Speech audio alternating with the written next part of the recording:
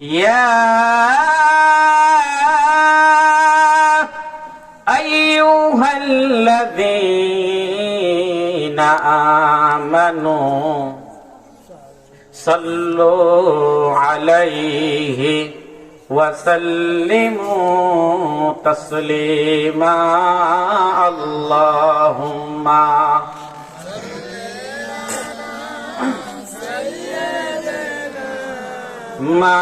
مولانا محمد اللهم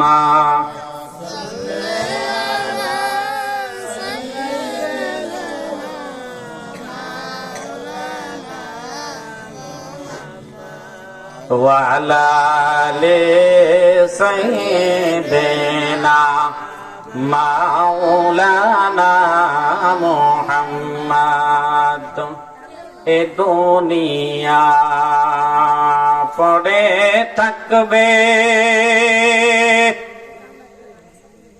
আমরা একদিন থাকব না সবাই মোদের ভুলে যাবে নবীজি আপনি ভুলিয়েন না আল্লাহুম্মা সাল্লি আলা সাইয়্যিদিনা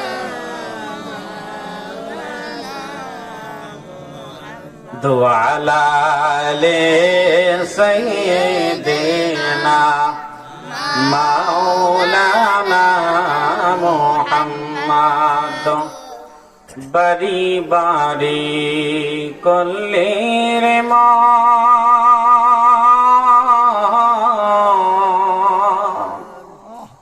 এই বাড়ি তো তোমার নয়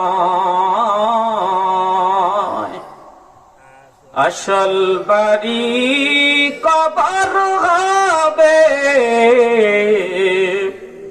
মাটি হবে বিছানা আল্লাহুম্মা সাল্লি আলা সাইয়্যিদিনা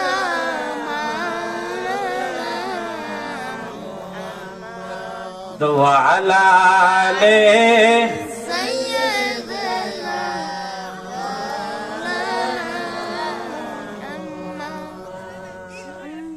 একটু মহব্বতে জিকির করেন লা ইলাহা ইল্লাল্লাহ লা ইলাহা ইল্লাল্লাহ লা ইলাহা ইল্লাল্লাহ মাশাআল্লাহ লা ইলাহা ইল্লাল্লাহ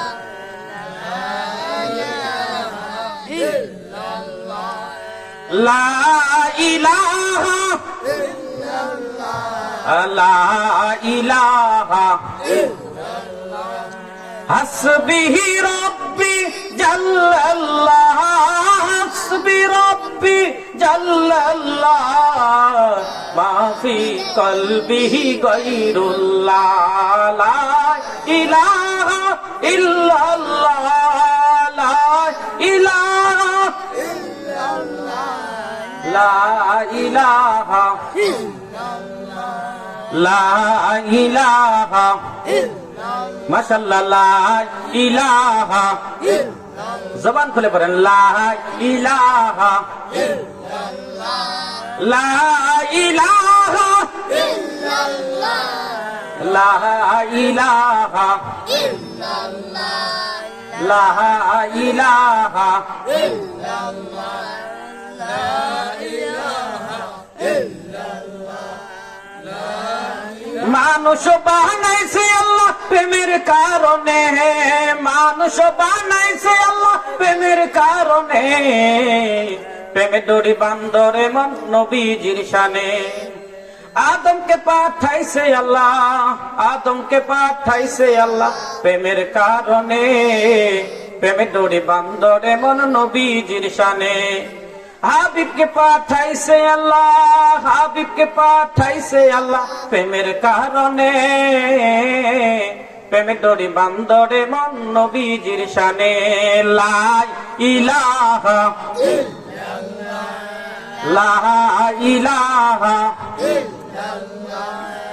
লা ইলাহা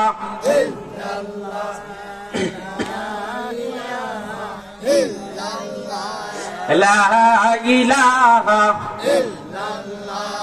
লা ইলাহা লা ইলাহা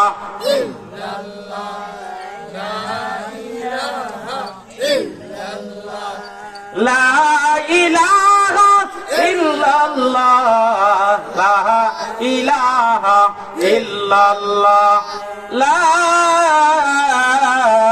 ইলাহা ইল্লাল্লাহ মুহাম্মাদুর রাসূলুল্লাহ সাল্লাল্লাহু আলাইহি ওয়াসাল্লাম।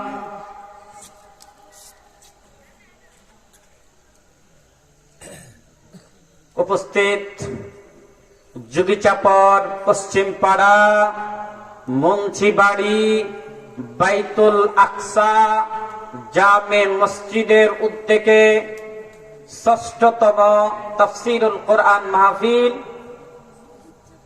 উক্ত মাহফিলে প্রধান মেহমান হিসাবে উপস্থিত থাকিবেন রহমানিয়া কাফেলা বাংলাদেশের সম্মানিত আমির পীরে কামেল আওলাদে ওয়ালি আলহাজ হযরত মাওলানা আবু বকর সিদ্দিকী কাসেমি পীর সাহেব বানিয়াত পাড়া দরবার শরীফ।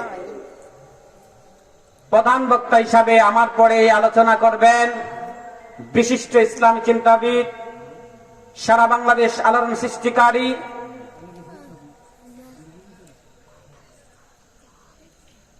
হযরত মাওলানা হাফেজ মুফতি মোহাম্মদ আহসানুল্লাহ নেসারি সাহেব, পরিচালক দারুস সুন্নাত সিদ্দিকিয়া সিরাজিয়া মাদ্রাসা ফরিদগঞ্জ চাঁদপুর। আজকে সভাপতির চেয়ারকে অলঙ্কৃত করে সভাপতির চেয়ারে বসে আছেন জনাব মোহাম্মদ আলহাজ মনু মিয়া চৌধুরী সাহেব। সকলে আমরা দোয়া করি আল্লাহ পাক যেন এই বাবাজি দীর্ঘ হায়াত দান করে, বলেন আমিন। আমি কথা বলছি এখানে 3 বছর ধরে, 3 বছর ধরেই উনি আছেন। আল্লাহ পাক যেন আরো দীর্ঘ হায়াত বাড়িয়ে দেন, বলেন আমিন। এবং প্রধান অতিথির চেয়ারকে অলঙ্কৃত করেছেন জনাব মোহাম্মদ জসিম উদ্দিন ব্যাপারী, প্রবাসী বাংলাদেশ আওয়ামী লীগ যুব সম্পাদক লিবিয়া। মাহফিল পরিচালনায় আছেন হযরত মাওলানা হাফেজ এমদাদুল হক সাহেব, ইমাম ও খতিব বরকতুল মাঝিগাছা বরকতুল্লাহ প্রধানিয়াবাড়ি। এবং উপস্থিত আছেন আমার বাবাজিরা, উপস্থিত আছেন যুবক ভাইয়েরা, কুচি কাঁচা ছোট্ট বন্ধুরা, পর্দার আড়ালে ওয়াজ শুনছেন, আবেদা সলেহা নেককার আল্লাহওয়ালা মায়েরা, সকলকে জানাই আমার অন্তরের অন্তরস্থল থেকে আন্তরিক মোবারকবাদ। আসসালামু আলাইকুম ওয়া রাহমাতুল্লাহি ওয়া বারাকাতুহু।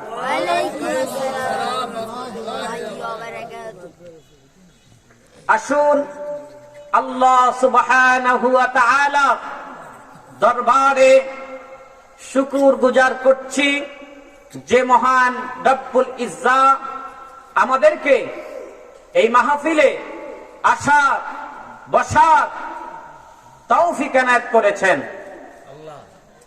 এজন্য হৃদয়ের সবটুকু আবেগ অনুভূতিকে উচ্ছ্বাস করে ইসলামের বলে বলিয়ান হয়ে, ইসলামের তেজে তজিয়ান হয়ে, হৃদয়ের সবটুকু শক্তিকে উজাড় করে মহব্বতের আমেজ মিশিয়ে একবার কালিমাতু শুকর আদায় করি, বলেন আলহামদুলিল্লাহ। আপনারা খুশি না বেজার? মাশাআল্লাহ। আপনারা শুধু খুশি নয়, বরং যুগিচাপড়ের আশেপাশে যারা মাটির নিচে শুয়ে আছেন সবাই আজকে আনন্দের উল্লাস বয়ে গেছে, কারণ জান্নাতের বাগান সাজিয়েছে। কোরআন হাদিস থেকে কথা হচ্ছে, তাদের মনগুলো ভরে গেছে। এজন্য আরো বেশি ভরে গেছে, যেহেতু আমাদের আর মাত্র 5 দিন পরে রমজান মাস শুরু হয়ে যাবে। এজন্য আরেকবার কালিমাতু শুকর আদায় করে বলেন আলহামদুলিল্লাহ। লক্ষ্য করি দরুদ ও সালাম তার চেয়ে অনেক অনেক গুণ বেশি।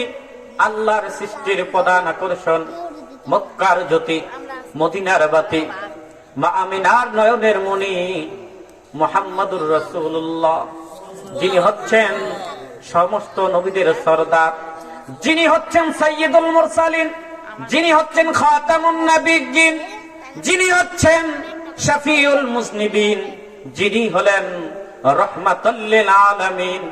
সে নবীর প্রতি দুরূদ পড়ি সাল্লাল্লাহু আলাইহি ওয়াসাল্লাম। আমি আপনাদের সামনে পবিত্র কোরআনুল কারীমের 93 সূরা, সূরাটার নাম হচ্ছে সূরাতুদ দুহা তেলাওয়াত করেছি। যতটুকু আলোচনা করব কোরআন হাদিস থেকে করার চেষ্টা করব। আল্লাহ পাক যেন আমাকে বলার এবং আপনাদেরকে শোনার তৌফিক দেয়, বলেন আমিন। তবে যারা এখনো বাইরে ঘোরাফেরা করছেন, আপনাদেরকে অনুরোধ করব যে বাইরে ঘোরাফেরা করলে কি জান্নাতের বাগানে আসা হবে? ঢুকতে হবে কোথায়? বাগানে ঢুকলে আপনি বাগানের ফল খাইতে পারবেন। যদি বাইরে থেকে আড্ডা দেন, এই যে আসলেন আশাটা বৃথা হয়ে যাবে। আর যদি জান্নাতের বাগানে বসে যান, অনেকের মা বাবা কবরে বসে কান্না করে, ও বাবা জানা একটু যুগে যাবরের মাহফিল হইতেছে, জান্নাতের বাগান সাজিয়েছে, যাও যাও একটু যে আমার জন্য দোয়া করো। তুমি শোনো, শুনে শুনে 2 ফোঁটা চোখের পানি ছেড়ে দিয়ে আমার জন্য দোয়া করো। দোয়া করলে সামনে রমজান মাস আসতেছে, আল্লাহ পাক যেন আমার জিন্দেগির তামাম গুনাহ খাতাগুলি মাফ করে দেয়। আজকে যে কোরআনটা নিয়ে কথা বলবো, কোরআন থেকে, এই কোরআনটা শুধু সাধারণ কোন কিতাব না, এই কিতাবটা হচ্ছে কমপ্লিট কোড অফ লাইফ, পূর্ণাঙ্গ জীবন ব্যবস্থার নাম হচ্ছে মহা গ্রন্থ আল কোরআন, কোরআনুল মাজিদ, ঠিক কিনা? কত নাম্বার সূরা তেলাওয়াত করেছি? 93 নাম্বার। কয় নাম্বার? 93। সূরাটার নাম হচ্ছে সূরাতুদ দুহা। এর শানে নজুল হচ্ছে, অবতীর্ণের প্রেক্ষাপট আছে। প্রেক্ষাপট হচ্ছে আল্লাহ রাসূল সাল্লাল্লাহু আলাইহি ওয়াসাল্লাম তাফসীর ইবনে কাসির লেখেন যে আল্লাহ রাসূলের কাছে ওহী নাজিল হইতো। কি হইতো? ওহী নাজিল হইতো। এই ওহীটা কয়েকদিনের জন্য, কিছুদিনের জন্য বন্ধ হয়ে যায়, এজন্য কোরআন নাজিল হয় নাই। কেউ বলেছেন যে সূরাটা দোহা আল্লাহ রাসূলের কাছে কাফের মুশরিকেরা প্রশ্ন করেছিল, ইয়া মুহাম্মদ, তুমি যদি সত্য নবী হয়ে থাকো বলো তো দেখি, যে রূহ সম্পর্কে প্রশ্ন করতেছিল। কি সম্পর্কে? ইয়াসআলুনাকা আনির রূহ। তারা রূহ সম্পর্কে প্রশ্ন করেছিল, রূহটা কোথা থেকে আসে বলো, রূহটা কি? আল্লাহ রাসূল সাল্লাল্লাহু আলাইহি সাল্লাম বলেছিলেন যে আগামীকাল উত্তর দিব, কিন্তু মুহাম্মদ রাসূলুল্লাহ আগামীকাল জবাব দিব ইনশাআল্লাহ, শব্দটা বলে নাই। এজন্য ওহী নাজিল বন্ধ থাকে, ওহী আল্লাহ রাসূলের উপরে ওহী আসে না। আমার আল্লাহ বুঝায় দিলেন, হাবিব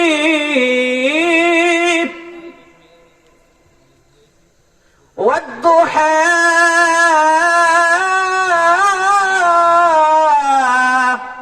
ওয়াল-লাইলি ইযা সাজা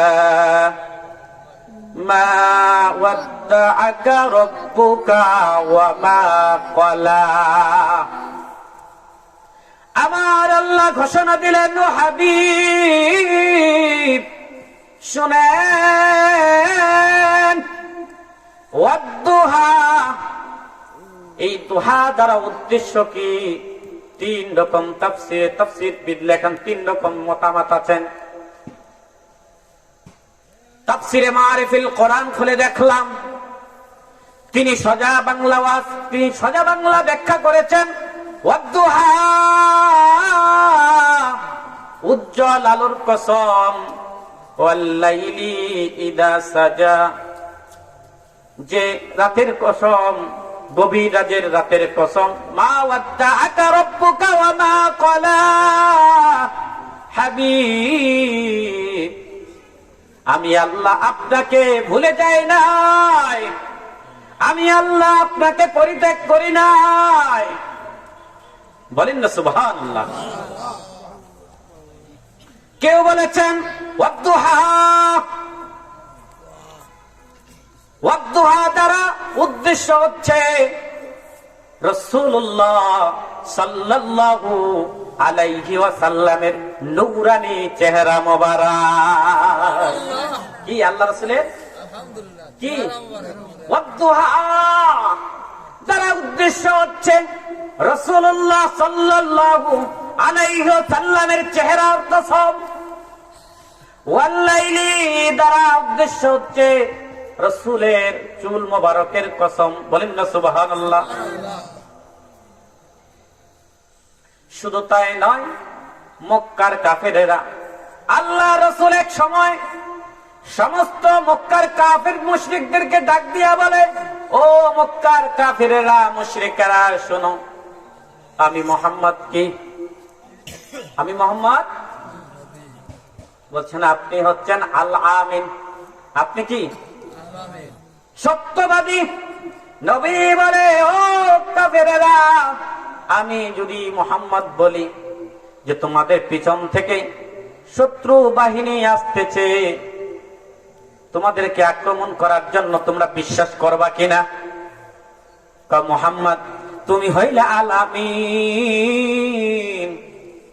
তুমি হইলা বিশ্বাসী। জন্মের শুরু থেকে আজ পর্যন্ত মক্কার জমিনে কোন ব্যক্তি বলতে পারবে না মুহাম্মদ তুমি মিথ্যা বলেছ। তুমি একটা মিথ্যা কথা বলেছো, এটার প্রমাণ কেউ দিতে পারবে না। আপনি নবী যদি বলেন, এটা কোনদিন কিয়ামতের আগ পর্যন্ত মিথ্যা হতে পারে না।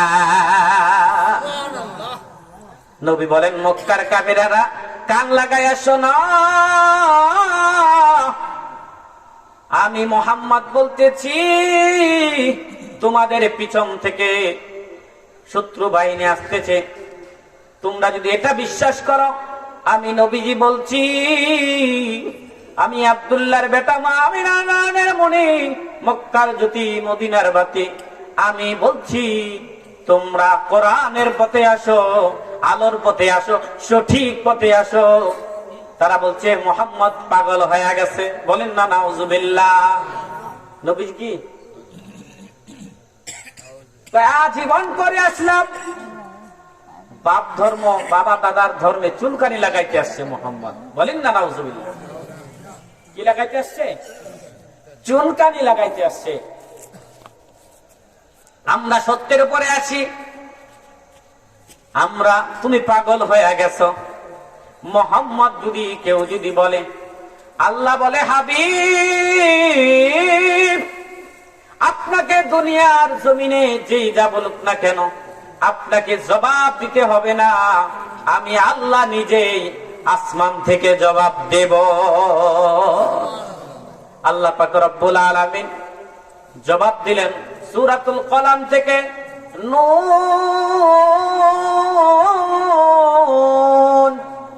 ওয়াল কলামি ওয়া মা ইয়াসতুরুন মা আনতা বিনি'মাতি রাব্বিকা বিমাজনুন। আরেকটু জোরে বলেন। আল্লাহ পাক কলমের শপথ খাচ্ছে, আমার আল্লাহ বলছে যেই কলম দ্বারা আমি সর্বপ্রথম তাকদীর লিখেছি সেই কলমের কসম আপনি পাগল নয়। আপনি কি নয়? কে বলতেছেন? আল্লাহ। এই কোরআনে কি সন্দেহ আছে? যারা নাস্তিক, যারা মুরতাদ, যারা আল্লাহকে মানে না, যারা সকাল হলে বলে দেয়ার ইজ নো গড, আল্লাহ বলতে কেউ নাই, তারাও এই কথা বলতে বাধ্য হয়েছে দা হোলি কোরআন দেয়ার ইজ নো ডাউট। বলেন না আল্লাহু আকবার। তারাও এই কথা বলতে বাধ্য হয়েছে যে কোরআনের ভিতরে কোনো সন্দেহ নাই। আল্লাহ বলছেন হাবিব আপনি পাগল নয়, আমি আল্লাহ ঘোষণা দিচ্ছি। শুধু পাগল নয়, আপনি আপনার রবের নিয়ামতে আছেন। ওয়া ইন্নাকা লাআলা খুলুকিন আযীম। শুধু আপনি পাগল এটাই নয়, বরং আপনি সারা পৃথিবীর, সারা জাহানের, সারা ওয়ার্ল্ডের আপনি হলেন প্রত্যেক মানুষের জন্য আইডল, আইকন। বলেন না আল্লাহু আকবার। এই নবীর ব্যাপারে আবু লাহাব বলেছেন তাব্বাত লাকা ইয়া মুহাম্মদ, মুহাম্মদ ধ্বংস হোক। বলেন না নাউজুবিল্লাহ। কে বলতেছে? আবু লাহাব বলতেছেন তাব্বাত লাকা ইয়া মুহাম্মদ, মুহাম্মদ তুমি ধ্বংস হও। বলেন না নাউজুবিল্লাহ। আমার আল্লাহ বলতেছেন হাবিব আবু লাহাব বলবে তাব্বাত লাকা ইয়া মুহাম্মদ, আপনার ব্যাপারে বলবে এটা আমি সহ্য করতে পারি না। আমি বলে দিলাম তাব্বাত তাব্বাত লাহা আবি লাহাবিন ওয়া তাব্ব। বলেন না সুবহানাল্লাহ। বলছেন হাবিব তারা বলে আপনি ধ্বংস হবেন, আপনার হাত ধ্বংস হোক।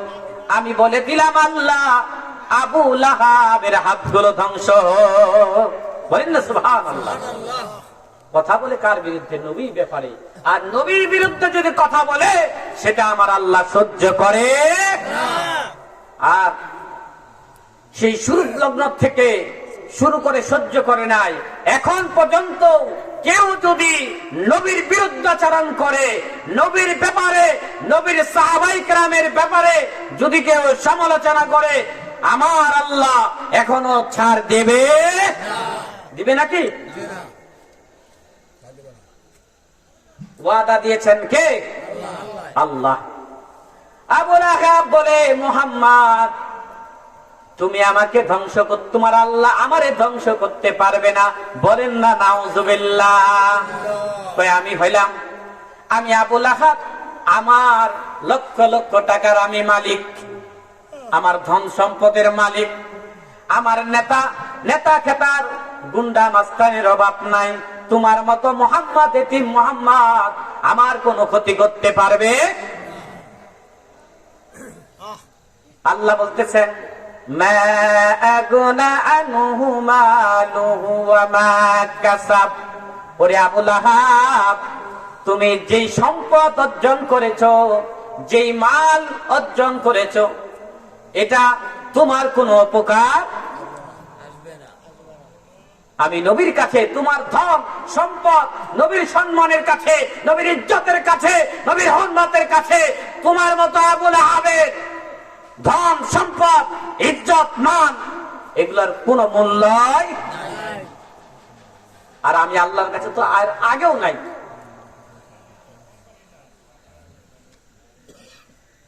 কেউ বলেছেন যে এখানে মুহাম্মদ দ্বারা উদ্দেশ্য হচ্ছে ওয়াদ্দুহা ওয়াল্লাইলি ইযা সাজা।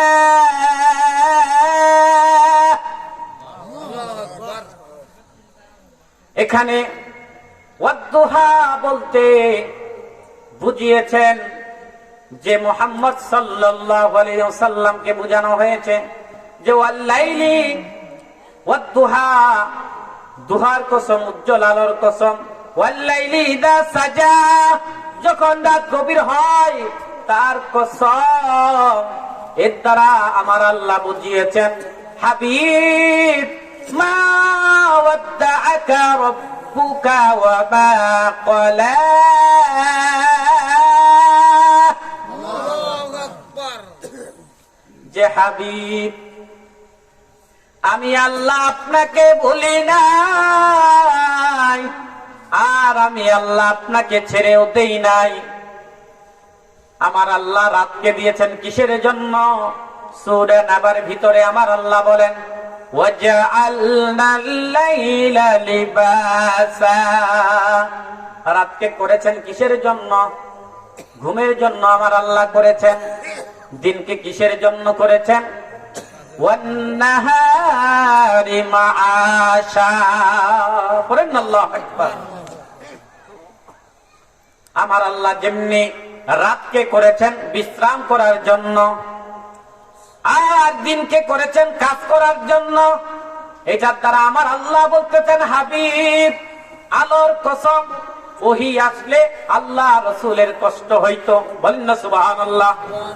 মা আয়েশা বলেন, আয়েশা রাদিয়াল্লাহু তাআলা আনহা বলেন, আমি দেখতাম যখন শীতকালে আল্লাহ রাসূলের উপরে ওহী নাজিল হইতো, শীতকালে আল্লাহ রাসূলের কপাল থেকে ঘাম ঝরতো।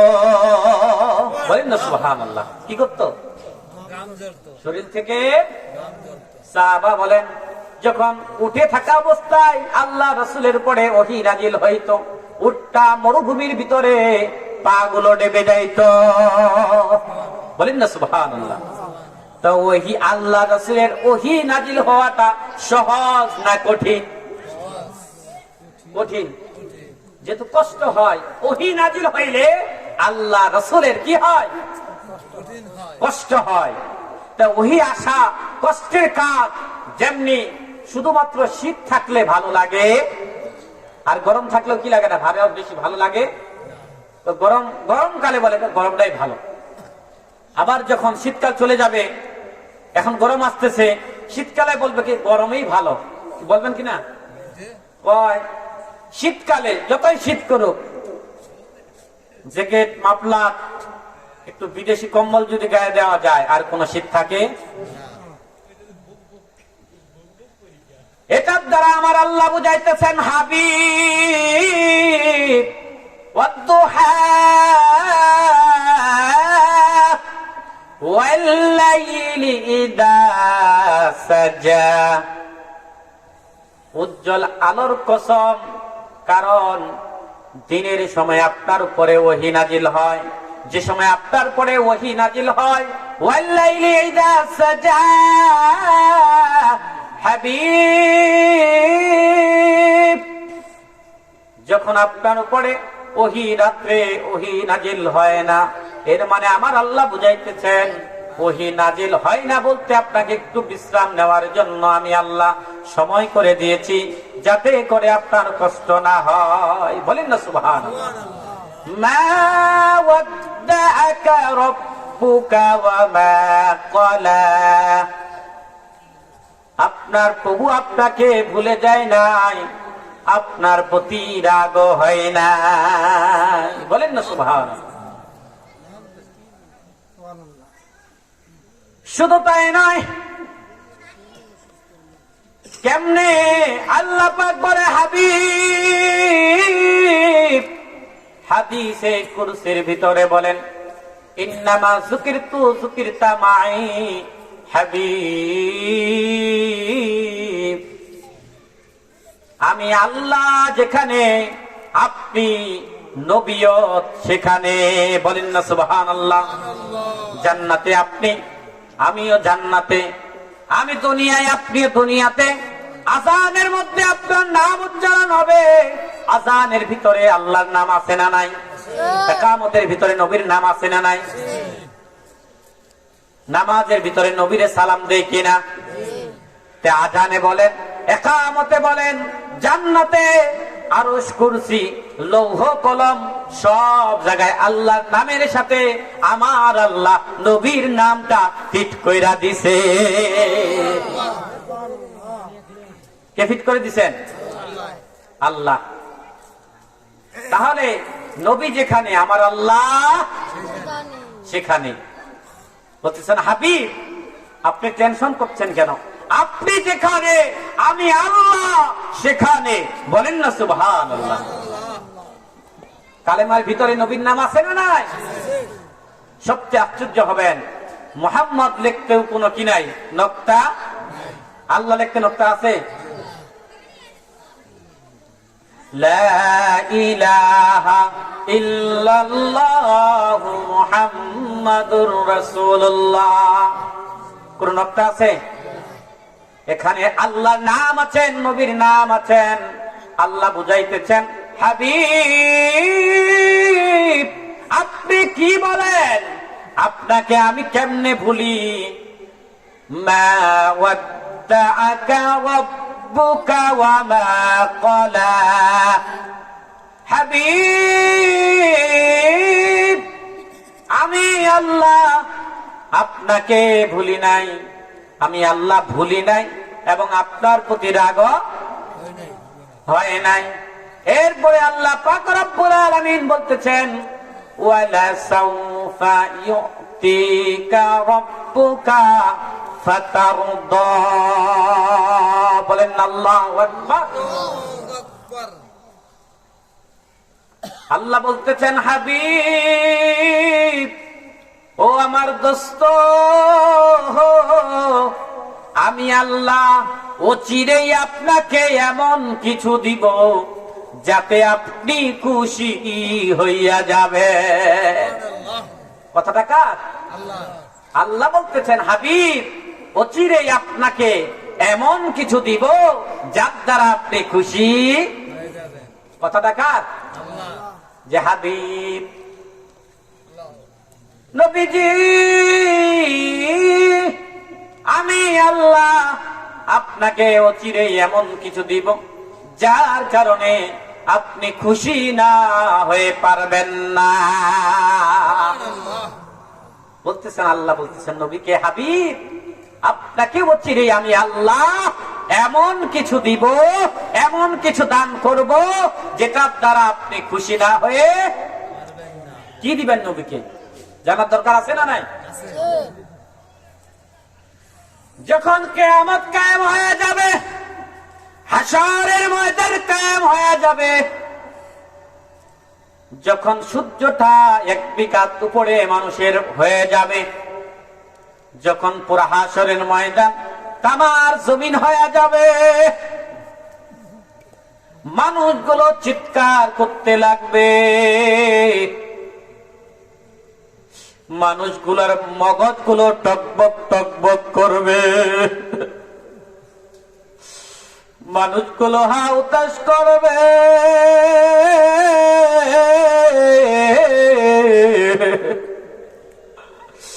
মানুষগুলো। আল্লাহ নবীজি বলেন, এই সূর্যের তাপ লাগার কারণে মগজগুলো টকবক করে পড়বে, মানুষের জিহ্বাগুলো পিপাসায় জিহ্বাটা বের হয়ে যাবে, জিহ্বাটা বের হয়ে যাবে, মানুষগুলো পানির জন্য কাতরাবে, কেউ খাবের ভিতরে নবীজি বলেন কারো হাঁটু সমান বরাবর ঘাম হবে, কারো নাভি বরাবর হাঁটু দ্বারা ঘামে দ্বারা ভিজে যাবে, কেউ নিজের ঘামে নিজে হাবুডুবু খাবে। এমন সময় মানুষেরা এদিকে সেদিকে ছুটাছুটি করবে, কি করি কি করি, কার কাছে যায়, কাজকের এই হাশরের ময়দান থেকে কিভাবে মুক্তি পাওয়া যায়, কিভাবে নাজাত পাওয়া যায়, এই কঠিন বিপদ থেকে আমাদেরকে কে রক্ষা করবেন, কার সুপারিশের দ্বারা আমরা এই আজকের কঠিন মুহূর্তটা আমরা রেহাই পাবো, মুক্তি পাবো। সবাই হাউতাশ করতেছেন, সবাই চলে যাবে আদম আলাইহিস সালামের কাছে। কাকে দেখতে পাবে? আদম আলাইহিস সালামকে দেখতে পাবে। মানুষেরা বলবে, আদম আপনি হলেন আমাদের সকলের পিতা। আমাদের পিতাকে মা হাওয়া। আদম আলাইহিস সালামের কাছে যায় মানুষেরা বলবে, ও আদম নবী, আপনি একটু আমাদের জন্য সুপারিশ করেন, আল্লাহ যাতে করে আমাদেরকে কঠিন মুহূর্ত থেকে রেহাই দেয়। আদম আলাইহিস সালাম বলবেন, ও আমার সন্তানেরা শোনো, আল্লাহ পাক আমাকে জান্নাতে থাকতে বলছিল, আমি জান্নাতে ছিলাম, আমাকে একটা আদেশ করেছিলেন, লা তাকরাবা হাদিহিস শাজার, এই গাছটার নিকটবর্তী হবা না, এই গাছটা থেকে ফল খাবা না। আমি আদম ফল খেয়ে ফেলছি, আজকে আমার অবস্থা কি হবে? নাফসি নাফসি, আমি নিজে বাঁচি, আমি নিজে বাঁচি, তোমরা অন্য কারো কাছে যাও, তোমরা নূহর কাছে যাও। কার কাছে যাও? নূহ আলাইহিস সালামের কাছে যাও তোমরা। মানুষেরা হাউতাশ করতে করতে, লাফাইতে লাফাইতে নূহ আলাইহিস সালামের কাছে যাই বলবে, ও নূহ, আপনি হলেন দুনিয়ার বুকে, আপনি হলেন প্রথম রাসূল। কি প্রথম রাসূল?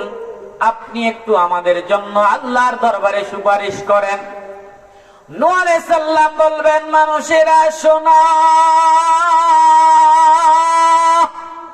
আজকে আমার আল্লাহ এত বেশি রাগ হয়ে গেছে, আর কোনদিন এরকম রাগ হয় নাই, আর কোনদিন রাগও হবে না। এমন অবস্থায় আমি আল্লাহর কাছে দাঁড়াইতে আমার লজ্জা হয়। আমার আল্লাহ আমাকে একটা অফার দিয়েছিল, আমাকে একটা সুযোগ দিয়েছিল যে তুমি তোমার উম্মতের জন্য একটা দোয়া করো। কি করো? আমাদের নবী কত মায়ার নবী। আল্লাহ পাক রাসূল সাল্লাল্লাহু আলাইহি সাল্লাম বলেছিলেন, হাবিব আপনি শুধু বলেন, আমি আবু জেহেলকে শেষ করে দেই, আমি উতবাকে শেষ করে দেই, আবু লাহাবকে শেষ করে দেই, আপনি শুধু একটু দুহাত তুলে হাত তোলেন। আমার নবী বলেন, যদি ইয়া রব্বে কারীম, আমি যদি আবু জেহেলের জন্য, আবু লাহাবের জন্য বদদুয়া করি, তাহলে দ্বীনের প্রচার আমি কার কাছে দিব? বলেন না সুবহানাল্লাহ। নূহ আলাইহিস সালাম বলবে, মানুষেরা রে শোনো, আমার আল্লাহ আমাকে একটা অফার দিয়েছিল দোয়া কবুল করার জন্য।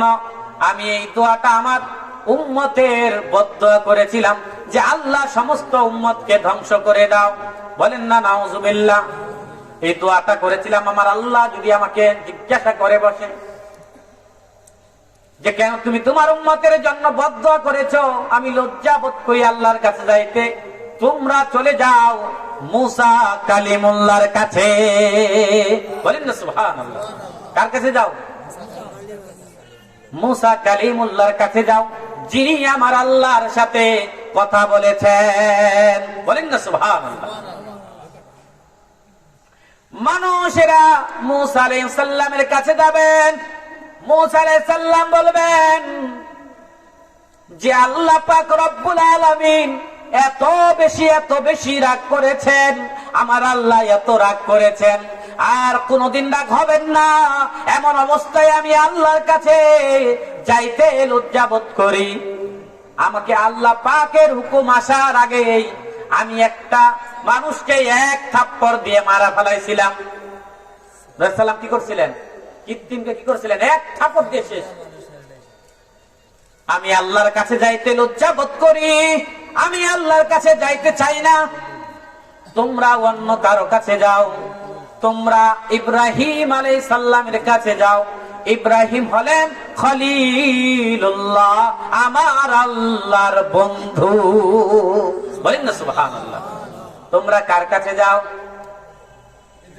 ইব্রাহিম খলিলুল্লাহর কাছে যাও। মানুষেরা সাঁতার কাটতে কাটতে, দৌড়াইতে দৌড়াইতে, পেরেশানি করতে করতে তারা নবীর কাছে যাবেন, ইব্রাহিম আলাইহিস সালামের কাছে যাবেন। ইব্রাহিম আলাইহিস সালাম বলবেন যে আমি আজকে এমন অবস্থায় আছি, আমি আল্লাহর কাছে যাইতে লজ্জাবোধ করি রে, নাফসি নাফসি, আমি আল্লাহর কাছে যাইতে পারবো না, তোমরা ঈসা রুহুল্লাহর কাছে যাও। কার কাছে? ঈসা রুহুল্লাহর কাছে যাও। মানুষেরা কাঁদতে কাঁদতে ঈসা আলাইহিস সালামের কাছে যাবেন। ঈসা আলাইহিস সালামের কাছে যায় বলবেন, ঈসা রুহুল্লাহ, আপনি হলেন আল্লাহর আত্মা। একটু জোরে নারে তাকবীর, আল্লাহু আকবার, নারে রিসালাত, ইয়া রাসূলুল্লাহ। প্রধান বক্তার আগমন, নারে তাকবীর, আল্লাহু আকবার, নারে তাকবীর, আল্লাহু আকবার। প্রধান বক্তার আগমন, শুভেচ্ছার স্বাগতম, নারে তাকবীর। মাশাআল্লাহ, জাযাকাল্লাহ, বারাকাল্লাহু ফি হায়াতি। আজকের মাহফিলের প্রধান আকর্ষণ, প্রধান আলোচক, যার ওয়াজ আমরা ইউটিউবে দেখছি, বাস্তবে এখনো শুনি নাই। ইনশাল্লাহ আমাদের মধ্যে হুজুর এসে পড়ছেন, কিছুক্ষণের মধ্যে ইনশাল্লাহ উনি স্টেজে চলে আসবেন। আমরা এখনো যারা বাড়িতে ঘোরাফেরা করছি, দোকানে আসি, মেহরবানি করে প্রত্যেকে চলে আসি।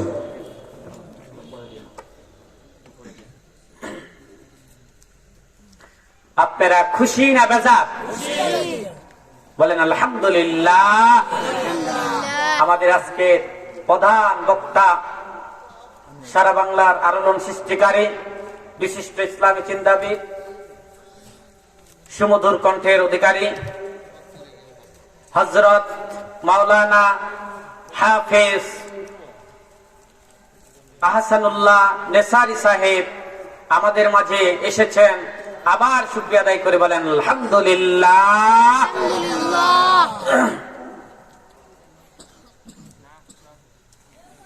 যেটা বলতেছিলাম, মানুষেরা ঈসা রুহুল্লাহর কাছে যাবেন। কার কাছে যাবেন? ঈসা রুহুল্লাহ বলবেন, আজকে আল্লাহ পাক রব্বুল আলামিন এত বেশি রাগ হয়েছেন, এত বেশি গোসা হয়েছেন, আর কোনদিন হবেন না। মানুষেরা আমাকে মনে করত ইবনুল্লাহ, আল্লাহর সন্তান মনে করত, আমার পূজা করত। আল্লাহর কাছে যদি আমাকে আল্লাহ ধরে বসে, আমি ঈসা কি জবাব দিব? আমি আল্লাহর কাছে যাইতে লজ্জাবোধ করি। তোমরা চলে যাও, মুহাম্মাদুর রাসূলুল্লাহ। তোমরা কার কাছে যাও? রাসূলুল্লাহ সাল্লাল্লাহু আলাইহি ওয়াসাল্লামের কাছে যাও। সমস্ত উম্মতেরা মুহাম্মাদুর রাসূলুল্লাহর কাছে যাবে, যে বলবে ইয়া রাসূলুল্লাহ, ইয়া হাবিবাল্লাহ, আজকে আমাদের অবস্থা আপনি দেখতেছেন, এত কষ্ট আমরা সহ্য করতে পারতেছি না, এত দুঃখ কষ্ট সহ্য করতে পারি না গো নবী, আপনি একটু দোয়া করেন, আল্লাহ পাক যাতে করে আমাদেরকে এখান থেকে মুক্তির ব্যবস্থা করে দেয়। বলেন না সুবহানাল্লাহ। এরপরে দয়াল নবী, মায়ার নবী, মাকামে মাহমুদ আমার আল্লাহ দান করবেন। আমার আল্লাহর সিংহাসনের পরে আমার নবী সিজদায় পড়ে যাবে, আমার নবী কাঁদবে, আমার নবী কাঁদবে আর বলবে মালিক আমার উম্মতকে মাফ করে দাও, আমার উম্মতকে জাহান্নাম থেকে মুক্তি দাও, আমার উম্মতের কষ্ট দিও না। আমার নবী এভাবে কাঁদবে আর আল্লাহর কাছে দোয়া করবেন, আর আমার আল্লাহ নবীকে প্রশংসা শিখায়া দিবেন। সেই প্রশংসা অনুযায়ী নবী, আমার নবী মায়ার নবী, দয়াল নবী, উম্মতের কান্ডারি, সেই নবী উম্মতের জন্য কাঁদতে থাকবে। বলেন না সুবহানাল্লাহ। আল্লাহ বলবে হাবিব যান, আপনার উম্মত 70,000 উম্মতকে বিনা হিসাবে জান্নাত দিয়া দিলাম। বলেন না সুবহানাল্লাহ। নবী বলবে আল্লাহ 70,000 দিয়ে আমি খুশি হব না। ওয়ালা সাউফা ইউতিকা রাব্বুকা ফাতারদা, আপনি বলেছেন আমাকে অচিরে এমন কিছু দিবেন যা না পেলে আমি খুশি হব না। আমার আল্লাহ বলবেন জান হাবিব আপনার উম্মতকে আরো 70,000 মাফ করে দিলাম। বলেন না সুবহানাল্লাহ। নবী মাথা উঠাবে না, কি করবে না? মাথা উঠাবে না, বলবেন যাও হাবিব আপনি এভাবে কাঁদবেন না, আপনার কান্না আমার আল্লাহর সহ্য হয় না, আপনার উম্মতকে আমি আরো 70,000 মাফ করে দিলাম। আমার রাসূল সাল্লাল্লাহু আলাইহি ওয়াসাল্লাম মাথা উঠাবে না। রাসূল সাল্লাল্লাহু আলাইহি ওয়াসাল্লামকে আল্লাহ পাক রব্বুল আলামিন এক সময় বলবে হাবিব জান জান, আপনার উম্মতের মধ্যে যাদের সরিষার দানা পরিমাণ ঈমান রয়েছে তাদেরকেও আমি আল্লাহ মাফ করে দিলাম। নবী বলবেন কি, সরিষার দানা পরিমাণ যদি কারো অন্তরে ঈমান থাকে তাকেও আমি নবী কি করব না, জাহান্নামে দিব না। নবী বলবেন আল্লাহ ও রব্বে কারীম মালিক, আমার একটা উম্মত জাহান্নামে থাকবে, জাহান্নাম থাকা অবস্থায় আমি নবী আজকে আপনার এই কদম থেকে, কদম মোবারক থেকে আমি সিজদা উঠাবো না। বলেন না সুবহানাল্লাহ। আল্লাহ রাসূল সাল্লাল্লাহু আলাইহি সাল্লাম উম্মতকে আমার আল্লাহ বলেন ইন্না আ'তাইনাকাল কাউসার, ওই যে মানুষেরা নিজের ঘামে সাঁতার কাটবে, সূর্যটা মাথার উপরে চলে আসবে, মানুষগুলো টকবক করবে, মানুষগুলো চিৎকার মারবে, লাফালাফি করবে, পিপাসায় জিহ্বাটা বের হয়ে যাবে, আর আমার নবী ওই উম্মতদেরকে, পিপাসিত উম্মতদেরকে আমার নবী, আমার আল্লাহ আমাদের নবীকে কাউসার দান করবেন, হাউজে কাউসারের পানি দান করবেন। আমার নবী ওই উম্মতকে হাউজে কাউসারের পানি পান করাবে আর ডেকে ডেকে জান্নাতে প্রবেশ করাবে। সেই নবীকে চাই কিনা? সেই নবীর অনুযায়ী আদর্শ জীবন গঠন করতে চাই কিনা? সেই রাসূলের সুন্নাত মোতাবেক জীবন করতে চাই কিনা? সেই রাসূলকে মাথার পায়ের তালু থেকে মাথা পর্যন্ত প্রত্যেকটা পরতে পরতে রাসূলের সুন্নাত মানার দরকার আছে না নাই? উপকার আছে না ক্ষতি আছে? উপকার আছে। আজকে সায়েন্স বিজ্ঞান বলতে বাধ্য হয়েছে যে এভরি সুন্নাহ প্রফেট মুহাম্মদ সাল্লাল্লাহু আলাইহি সাল্লাম ফুল অফ সায়েন্স। বলেন না সুবহানাল্লাহ।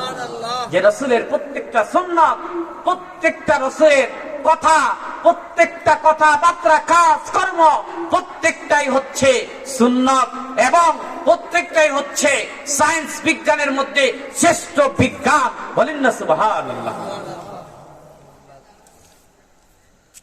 এরপরে আমার আল্লাহ বলেন, এটাই আমার আল্লাহ বলেছেন ওয়ালা সাউফা ইউতিকা রাব্বুকা ফাতারদা, আল্লাহ পাক অচিরেই আমাকে এমন কিছু দান করবেন, অচিরেই আমি খুশি হব, খুশি না হয়ে পারবো না। মানে একটা উম্মত জাহান্নামে থাকবে, এটা নবী সহ্য করবে না। আমার উম্মত একটা জাহান্নামে থাকবে গো মালিক, এটা আমি নবী সহ্য করতে পারবো না। এক কথায় আমার উম্মত কোন জাহান্নামে থাকবে, এটা আমি নবী মানতে পারি না। বরং প্রত্যেকটা উম্মত জান্নাতে না যাওয়া পর্যন্ত আমি নবীর কান্না থামবে না। এজন্যই বলেছেন ওয়ালা সাউফা ইউতিকা রাব্বুকা ফাতারদা, এক কথায় আমার নবী উম্মতকে হাউজে কাউসারের পানি পান করাবেন, আর প্রত্যেকটা নবীর উম্মতকে ধরে ধরে আমার নবী জান্নাতে প্রবেশ করাবেন। বলেন না সুবহানাল্লাহ। এরপরে আয়াতে আমার আল্লাহ বলতেছেন আলাম ইয়াজিদিকা ইয়াতীমান ফাআওয়া, আলাম ইয়াজিদকা ইয়াতীমা, নবী গো আমি কি আপনাকে এতিম অবস্থায় পাই নাই? এরপরে আপনাকে আমি আল্লাহ আশ্রয়স্থল আপনাকে আমি দান করেছি। বলেন না সুবহানাল্লাহ। আমার আল্লাহ বুঝাইতে চাইতেছেন হাবিব, আপনি পৃথিবীর বুকে আসার আগে আপনার বাবা মারা যায়, 6 বছর পরে আপনার মা মারা যায়। মা যাওয়ার পরে আব্দুল মুত্তালিব আপনার দাদা আপনার লালন পালন করে। দাদা মারা যাওয়ার 8 বছর বয়সে, দাদা মারা যাওয়ার পরে আবু তালেব আপনার চাচা আপনার দেখাশোনা করে। এরপরে 40 বছরে আপনাকে আমি খাদিজাকে দান করলাম। এরপরে আপনাকে আমি মক্কা থেকে মদিনা দান করলাম, আবু বকরকে দান করলাম, ওমরকে দান করলাম, উসমানকে দান করলাম, আলীকে দান করলাম। বলেন না সুবহানাল্লাহ।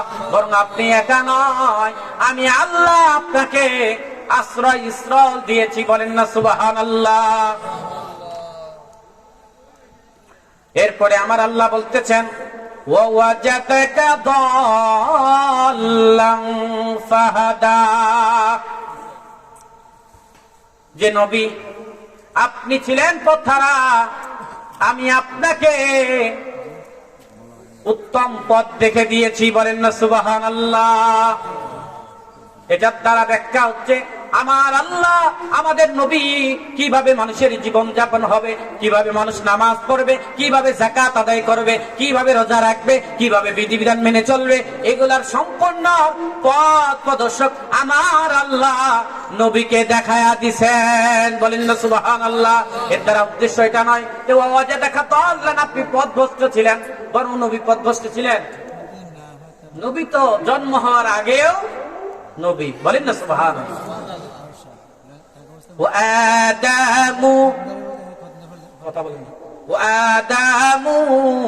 যখন আদম যখন আদম আলাইহিস সালাম মাটি এবং কাদার মধ্যে গড়াগড়ি খাইতেছিল, তখনও আমার নবী ছিল। বলেন না সুবহানাল্লাহ। এরপরে আমার আল্লাহ বলতেছেন ওয়াজাদাকা আইলান ফাআগনা ফাআম্মাল ইয়াতীমা ফালা তাকহার। বলেন না সুবহানাল্লাহ। এরপরে আল্লাহ পাক রব্বুল আলামিন বলতেছেন ফাআম্মাল ইয়াতীমা ফালা তাকহার, হাবিব আপনি এতিমের প্রতি সহনশীল হবেন, আপনি এতিমের সাথে খারাপ আচরণ করবেন না। বলেন না সুবহানাল্লাহ। কি দিয়েছেন যে আপনি কি করবেন না? এতিমের সাথে খারাপ আচরণ করবেন না। কয়েকদিন পরে আসতেছে রমজান মাস। অনেকে দেখবেন সকালে ঘুম থেকেই উঠে নাস্তা খায়, আবার 10টার দিক ব্রেকফাস্ট করে, আবার ডিনার করে, এরপরে আবার আসরের পরে খায়, রাইতে খায়।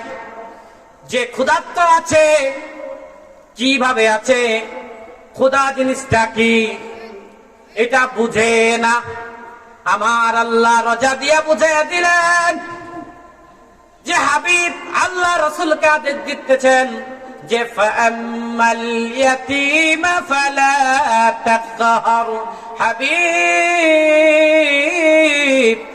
আপনি এতিমকে কষ্ট দিবেন না, আপনি এতিমের প্রতি সহনশীল হবেন। এর দ্বারা আপনাকে বুঝাইতেছেন রোজার দ্বারা, রোজা রেখে যেন বুঝতে পারেন যে রোজাদারের কি মূল্য।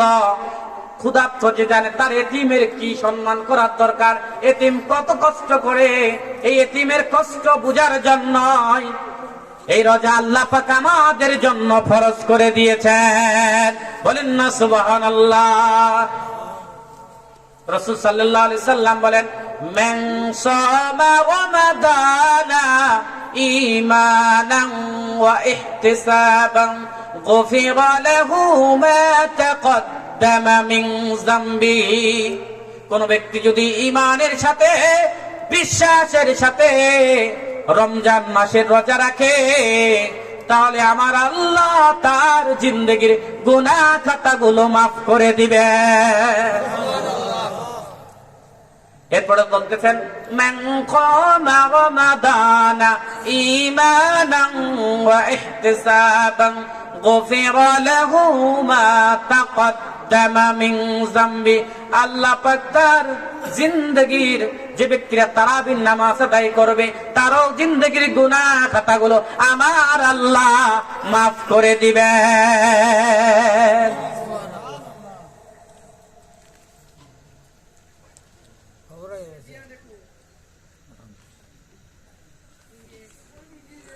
আল্লাহ রাসূল সাল্লাল্লাহু আলাইহি সাল্লাম বলেন যে যদি রোজা রাখেন, যদি তারাবির নামাজ পড়েন, তাহলে আল্লাহ পাক রব্বুল আলামিন আপনার জিন্দেগির গুনাহ খাতাগুলো মাফ করে দিবেন। বলেন না সুবহানাল্লাহ। এরপরে আমার আল্লাহ বলতেছেন, ওয়া আম্মাস সাইলা ফালা তানহার। হাবিব, আপনি এতিমকে ধমক দিবেন না, এতিমের সাথে ভালো আচরণ করবেন। বলেন না সুবহানাল্লাহ। শুধু এতিম নয়, বরং প্রতিবেশীর সাথেও ভালো আচরণ করতে হবে। সামনে রমজান মাস আসতেছেন, অনেকে দেখবেন বাড়ির পাশে সে অনেক ভালো ভালো খাচ্ছে, কিন্তু তার প্রতিবেশী কি খাচ্ছে এটা কি করে না, খোঁজ খবর রাখে না। রাসূল সাল্লাল্লাহু আলাইহি সাল্লাম বলেন, কিয়ামতের ময়দানে এক দলকে তাদের কিয়ামতের ময়দানে এমন অবস্থায় উঠবে, তাদের হাতও থাকবে না, পায়ও থাকবে না। ফেরেশতারা ফুটবলের মতো প্লান শট মেরে জাহান্নামে ফেলে দিবে। বলেন না নাউজুবিল্লাহ। সাহাবী মুআয ইবনে জাবাল বলেন, ইয়া রাসূলুল্লাহ, ইয়া হাবিবাল্লাহ, এদের কোন গুনাহের কারণে তাদেরকে জাহান্নামে তাদের হাতও থাকবে না, পাও থাকবে না, আর ফেরেশতারা লাথি মেরে মেরে জাহান্নামে ফেলে দিবেন। আল্লাহ রাসূল বলেন, মুআয, মনোযোগ দিয়া শোনা, কোন ব্যক্তি যদি প্রতিবেশীর সাথে ভালো আচরণ না করে, আমার আল্লাহ তাকে কাল কিয়ামতের ময়দানে তার হাতও থাকবে না, পায়ও থাকবে না, আমার আল্লাহ জাহান্নামে নিক্ষেপ করবে। তার দোষ হচ্ছে একটাই, যারা প্রতিবেশীর সাথে খারাপ আচরণ করেছে। বলেন না নাউজুবিল্লাহ। নিজে ইফতারি খাবেন, যদি একটা পানি দিয়ে যদি কাউকে ইফতারি করেন, তাহলে আমার আল্লাহ আপনার আমল নামায় রোজা রাখার সওয়াব দান করে দিবেন। আপনি যদি দেন, একটু গোশত রানলে একটু আলু বেশি করে দিতে বলছেন আল্লাহ রাসূল, একটু ঝোল দিয়ে তাকে দেন, সে যদি পাক করে আপনাকে দিবে, এভাবে মহব্বত সৃষ্টি হবে, তার মনও খুশি হবে, আল্লাহ খুশি হবে। এজন্য রমজান মাসে ইফতারি খাইলে প্রতিবেশীকে নিয়ে খাবেন, প্রতিবেশীকে দিবেন, আপনাকেও দিবে, মহব্বত ভালোবাসা রাখবেন, শুধু একা একা খাবেন না। এরপরে সূরা দোহার সংক্ষিপ্ত তাফসীর আপনাদের সামনে, এত বেশি বলতে পারেন নাই, খুব সামান্য সময় বলতেছি। এরপরে আল্লাহ পাক রব্বুল আলামিন ইরশাদ করেন, ওয়া আম্মা বিনি'মাতি রাব্বিকা ফাহাদ্দিস। নবীকে বলেন, নবীজি আপনি আপনার রবের প্রশংসার কথা প্রকাশ করেন। বলেন না সুবহানাল্লাহ। এটা যদিও বলছে নবীকে, কিন্তু নবী যেহেতু আমরা উম্মত, এটা আমাদের প্রত্যেকের জন্য শিক্ষা। আল্লাহ পাক যে আমাদেরকে নিয়ামত দিয়েছেন, এই নিয়ামত গুলোকে আমরা ঠিক মতো আদায় করি? যা করার দরকার আমরা কি করি? হ্যাঁ, করি না। যা করার দরকার আমরা করি? আমরা খালি খাই আর ঘুমাই, খাই আর কি 5 ওয়াক্ত নামাজ অনেকে পড়ে না। আল্লাহ আপনাকে সুস্থ রাখলেন, হাত দিলেন, পা দিলেন, এত কিছু আমার আল্লাহ দিলেন। আল্লাহ নিঃশ্বাস দিচ্ছেন, পানি দিচ্ছেন, আল্লাহর এত নিয়ামত খাচ্ছেন, আর আপনি আল্লাহর কুদরতি পায়ে একটা সিজদা দিতে পারেন না। আপনার মতো পৃথিবীর বুকে কপাল পরার কেউ হতে। সামনে রমজান মাস আসতেছে, অনেকে দেখবেন রোজা রাখে না। বলে কি জানেন? কয় আমগো কি বাতের টেকা বলছেনি, কি বাতের টান পড়ছেনি, আমগো উপাস থাকতাম, কাম তো নাই, একটু জাগর নাই, হেরাই রাখবো। বলেন না নাউজুবিল্লাহ। এই যে বলছে, তার ঈমান সাথে সাথে চলে গেছে। কারণ রোজা রাখা সুন্নত না নফল? ফরজ। কি? ওরে বাবারে, এক দেখছেন নি অবস্থা। রোজা রাখা কি ফরজ। বছরে কয়বার আসে? 3 বার না 2 বার? 1 বার আসে। অনেকে আছে কপাল পরা, রোজাও রাখে না, এবং দোকানে যায় যায় খায়, একটু লজ্জাও লাগে না, বেলজ্জার মতো খায়, পান করে, রোজা রাখে না, আর বলে আর কি খাওয়ার অভাব আসেনি, আয়ু না খেয়ে থাকতাম, উপোস থাকতাম। এই কথা কেউ বলবেন না। রাখতে পারলে একটা ভিন্ন কথা, না পারলে কি ভিন্ন কথা। অসুস্থ হইতে পারেন, শরীরটা ভালো না, আপনি রাখবেন, এটা হচ্ছে ভিন্ন কথা। কিন্তু আপনি যদি বলেন যে এটা কেমন করে রোজা রাখবো আমি কি জন্য, আমার ঘরে কি খাবার অভাব আছে, এই কথা বলবেন না। আল্লাহ পাক রব্বুল আলামিন আপনাকে কতগুলো নিয়ামত দিয়েছেন, চোখ দিয়েছেন, হাত দিয়েছেন, পা দিয়েছেন, প্রত্যেকটার প্রশংসা আছে না নাই? হাতের প্রশংসা আছে না? রাসূল বলেন লিকুল্লি শাইইন যাকাতুন, যাকাতুস সাওমে, বরং জাসাদুস সাওমে, বরং প্রত্যেকটা জিনিসের যাকাত রয়েছে। শরীরের যাকাত হচ্ছে রোজা। বলেন না সুবহানাল্লাহ। শরীরের যাকাত কি? রোজা। অতএব এখানে যারা আছেন সবাই রোজা রাখতে রাজি আছেন তো? কে কে আছেন যদি হাত তোলেন। নারে তাকবীর, নারে রিসালাত। আজকের মাহফিল সফল হোক, কবুল হোক। আজকের মাহফিল আপনামান আল্লাহ পাক রব্বুল আলামিন আমাদের সকলকে নামাজ পড়ার, 5 ওয়াক্ত নামাজ পড়ার, তারাবির নামাজ পড়ার, রোজা রাখা, আল্লাহ পাক যেন আমাদেরকে তৌফিক দান করে। আল্লাহর নিয়ামতের যেন আমরা শুকরিয়া আদায় করতে পারি। হাত দিয়ে, পা দিয়ে, মুখ দিয়ে, প্রত্যেকটা অঙ্গ প্রত্যঙ্গ দিয়ে আমরা আল্লাহকে খুশি করতে চাই, রাজি করতে চাই। রাজি আছেন তো? আল্লাহ রাজি করেন না। আমরা সবকিছু করব কার জন্য? আমাদের হায়াতের মালিক কে? আমাদের রিজিকের মালিক কে? সুস্থতার মালিক কে? সব যদি আল্লাহ হয়। অনেকেই দেখবেন বাচ্চারা রোজা রাখে, অথবা অনেক আছে বালেগ উপযুক্ত রোজা রাখার, মেয়েটা রোজা রাখে, ছেলেটা রোজা রাখে। মা বাবা বলে যে রোজা রাখলে আমার ছেলেটা শুকায় যাবে, রোজা রাখলে আমার ছেলেটা অসুস্থ হয়ে যাবে। বরং আমরা আজকে এই কথাই জানতে চাই, আমাদের হায়াতের মালিককে, আমাদের সুস্থতার মালিককে। সুস্থ রাখবেন কে? ভালো রাখবেন কে? আল্লাহ যদি ভালো রাখে, আল্লাহ যদি সুস্থ না রাখে, পৃথিবীর কোন ডাক্তার, কোন কবিরাজ সুস্থ রাখতে পারবে না। ঠিক কিনা বলেন? সবকিছুর মালিককে আল্লাহ ছাড়া কেউ সুস্থ রাখতে পারবে? ভালো রাখতে? এজন্য জীবনের যা কিছু করব সব কিছু হবে বিশ্ব মানবতার, বিশ্ব প্রতিপালক একমাত্র কার জন্য? রাজি আছেন তো? আজকে কোন সূরা তাফসীর শুনলাম? সূরা আদ-দুহা। সূরা কি? কত নম্বর সূরা? 93 নম্বর সূরা। কত নম্বর সূরা? 93। কি জানতে পারলাম এটার দ্বারা? আল্লাহ রাসূলের শান, মান, ইজ্জত জানলাম। অনেক শিক্ষা আছে এখানে। আল্লাহ পাক রব্বুল আলামিন আমাদের নবীর ব্যাপারে আল্লাহ পাক রব্বুল আলামিন বলেছেন, ওয়া রাফা'না লাকা যিকরাক হাবিব।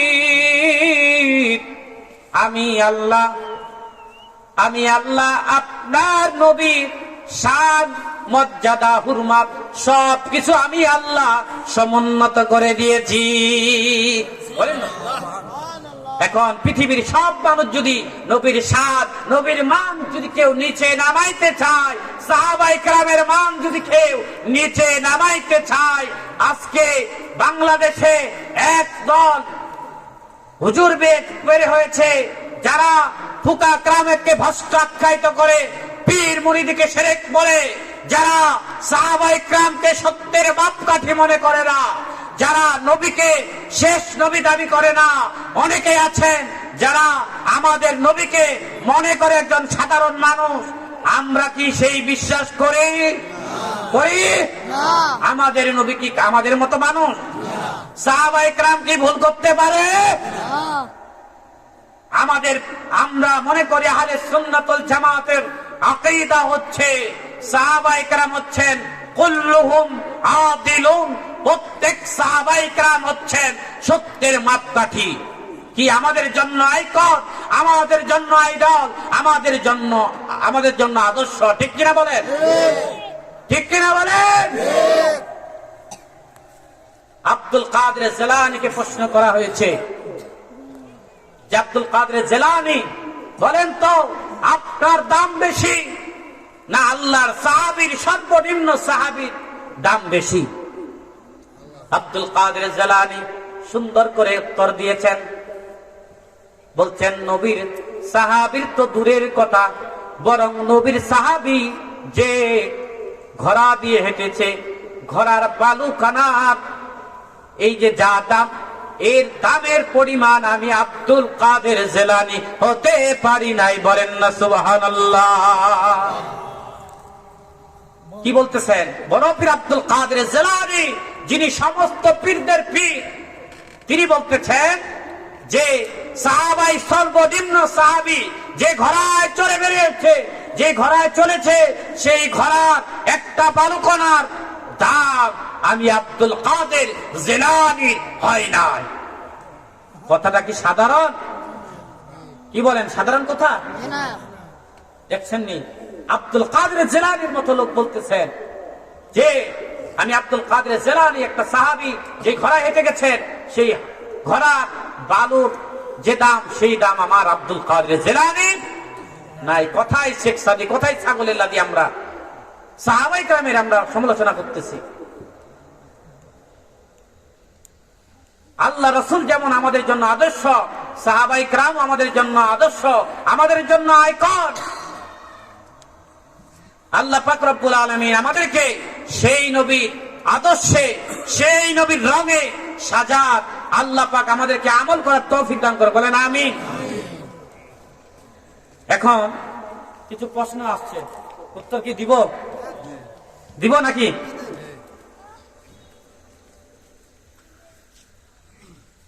প্রশ্ন হচ্ছে কার কার পক্ষ থেকে ফিদিয়া আদায় করা যাবে এবং কার কার পক্ষ থেকে ফিদিয়া আদায় করা যাবে না, নিয়ম পদ্ধতি সম্পর্কে জানতে চাই। ফিদিয়া বুঝেননি?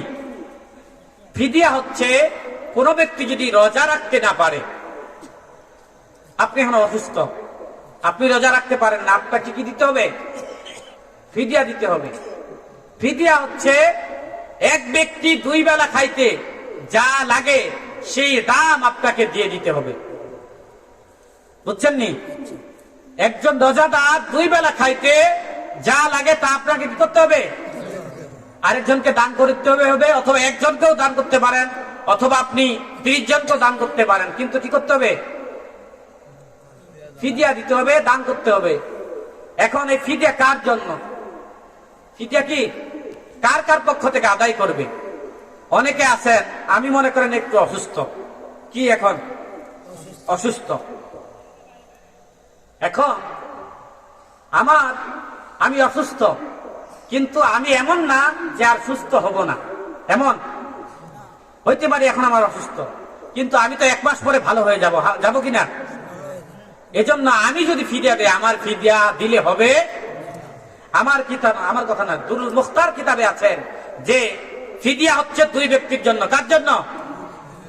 একটা হচ্ছে বৃদ্ধ, একটা হচ্ছে কি বৃদ্ধ, আরেকটা হচ্ছে এমন ব্যক্তি যার আশঙ্কা হচ্ছে সে আর সুস্থ, একবারে বুড়া, জানাই কথা যে এই আর কি মরার পাঞ্জা লাগতেছে, তাহলে তার জন্য ফিদিয়া আদায় করে। আপনি সুস্থ আছেন, আগামী বছর সুস্থ হবেন, তার জন্য ফিদিয়া দিলে ফিদিয়া হবে, বরং তাকে পরে কাজা রোজা রাখতে হবে। কি করতে হবে? কাজা রোজা রাখতে হবে। সাহেব, একটা প্রশ্ন খুব জানা জরুরি। রোজা রাখা অবস্থায় স্ত্রীকে চুমু দেওয়া যাবে কিনা? জটিল মাসলা কিনা? কিতাবের নাম হচ্ছে মুসনাদে আহমদের ভিতরে সাহাবায়ে কেরাম বসা, আল্লাহ রাসূল এসে বলেন, আল্লাহ রাসূলের কাছে এক সাহাবী এসে বলেন, ইয়া রাসূলুল্লাহ। সাহাবীটা ছিল বুড়া। কি সাহাবী? বুড়া সাহাবী এসে বলতেছেন, ইয়া রাসূলুল্লাহ, আমি কি আমার স্ত্রীকে চুমা দিতে পারবো? আল্লাহ রাসূল বলছেন, পারবো, যাও।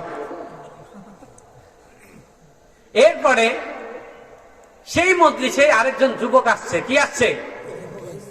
যুবক আসছে, আসে বলতেছে, ইয়া রাসূলুল্লাহ, আমি কি আমার স্ত্রীকে রোজা রেখে চুমা দিতে পারবো? আল্লাহ রাসূল বলেন, না। তখন সাহাবায়ে কেরাম বলতেছেন, ইয়া রাসূলুল্লাহ, এখনই বললেন আপনি চুমা দেওয়া যাবে, আর এখনই বললেন যাবে না, কারণটা কি? আল্লাহ রাসূল বলছেন, এখানে সমাধান হচ্ছেন, যেহেতু বুড়া বেটার কথা বলছে, বুড়া মানুষের শাহওয়াত কম থাকে, উত্তেজনা কম থাকে, এই জন্য যদি চুমা দেয় দিতে পারবে। এজন্য আল্লাহ রাসূল বলছেন কি, বৃদ্ধ মানুষকে বলছে চুমা দেওয়া যাবে। আর যুবকের রক্ত সবসময় থাকে গরম, এজন্য আল্লাহ রাসূল যুবককে বলছেন, এক কথায় শাহওয়াত অবস্থায় যদি শরীরের ভিতরে ফিল আসে, যদি কোনো কিছু ফিল করেন, তাহলে কি করা যাবে না? চুমা দেওয়া। বুঝতে পারছেন তো? দ্বিতীয় নাম্বার প্রশ্ন হচ্ছে, হুজুর, একটা প্রশ্নের উত্তর জানার ছিল, রাতে যদি স্ত্রী সহবাস করলে অথবা স্বপ্নদোষ হলে সুবে সাদিকের আগে গোসল করতে না পারলে রোজার কোনো ক্ষতি হবে কি হবে না? এই হাদিসটা বুখারী শরীফের ভিতরে আসছেন।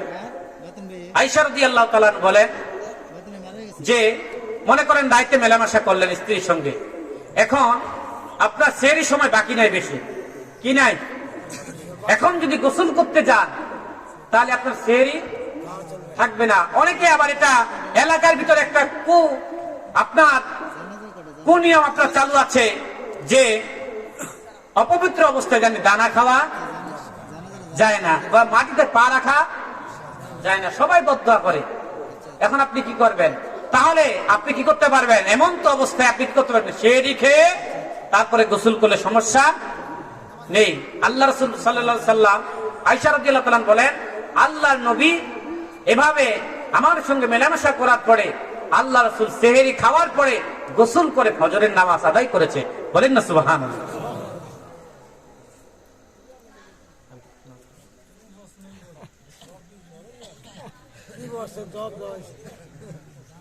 প্রশ্ন হচ্ছে, কোন ব্যক্তি রোজা রাখার পরে যদি বিড়ি, সিগারেট অথবা হুক্কা পান করে, রোজা ভঙ্গের হুকুম কি?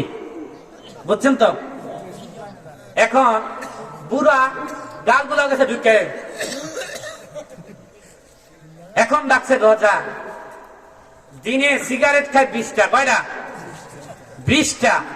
এখন তার সিগারেট না খাইলে পেট বেলে কি হয় না, অনেকের পায়খানা হয় না, এখন কষ্টে আছে, রোজাও কি করছে, রাখছে, পায়খানাও হয় না। এখন কয় যে কি হইবার, আজকের মানাইতে পারতেছি না, এক টান দিয়ে দেই, নৌকা টান মারছে। এই যদি টান মারে কেউ, তার জন্য 60টা রোজা ওয়াজিব হবে। কয়টা? আমার কথা না, দুরুল মুখতার কিতাবে আছে, কোন ব্যক্তি যদি সিগারেট খাওয়ার নেশা থাকে, সে ব্যক্তি যদি রোজা রাখে, এরপরে রোজা যদি সিগারেট খাওয়ার মাধ্যমে যদি রোজা ভঙ্গ করে, তাহলে তাকে 60টা রোজা রাখতে হবে। কয়টা? আবার আজকে রাখছেন একটা, কালকে এরকম রাখলে হবে না, ধারাবাহিক ভাবে রাখতে হবে। কিভাবে? যদি রোজা রাখতে না পারে, তাহলে তাকে 60 জন মিসকিনকে খাওয়াইতে হবে। কয়জন? বুঝছেন নি? 60 জনকে খাইতে হবে, লোককে খাওয়াইতে। এখন যদি 60 জন মিসকিনকে খাওয়াইতে না পারে, তাহলে কি করবে? টাকা সৎকা করে দিবে। বুঝছেন তো?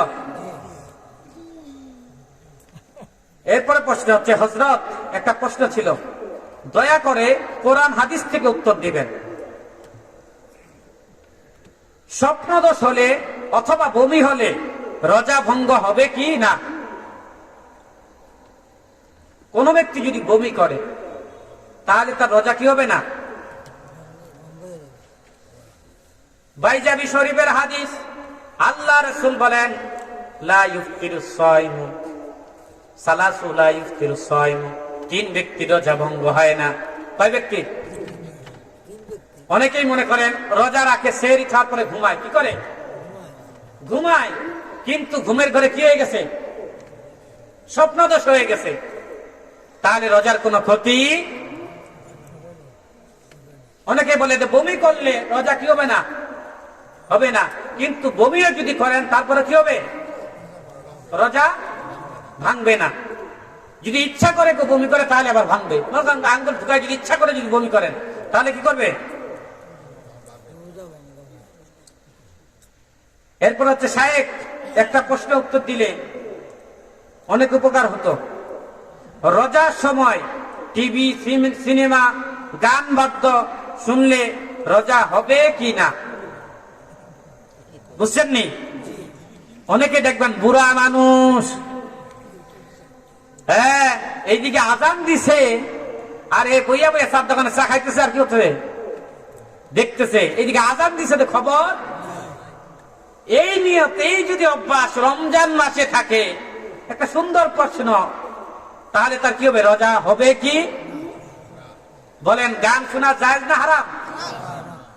তা আপনি রোজার মতো একটা কাজ করতেছেন, ফরজ কাজ করতেছেন, আরেকটা হারাম কাজ করবেন, টিভি দেখবেন, গান শুনবেন, বাজনা শুনবেন, এটা কি না জায়েজ?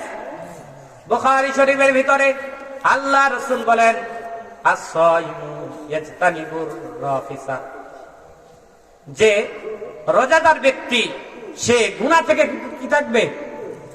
বিরত থাকবে।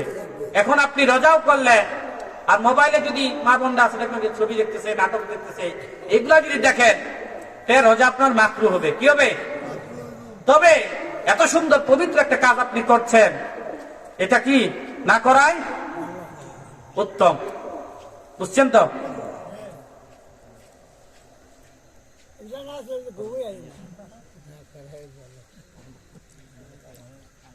বাবাজিরা, অতএব যা বললাম, আল্লাহ পাক রব্বুল আলামিন আমাদেরকে বুঝার এবং আমল করার তৌফিক দান করুন। বলেন আমিন। রোজা রাখা অবস্থায় যদি আপনি, অনেকে আছেন আগেকার দিনে বলতো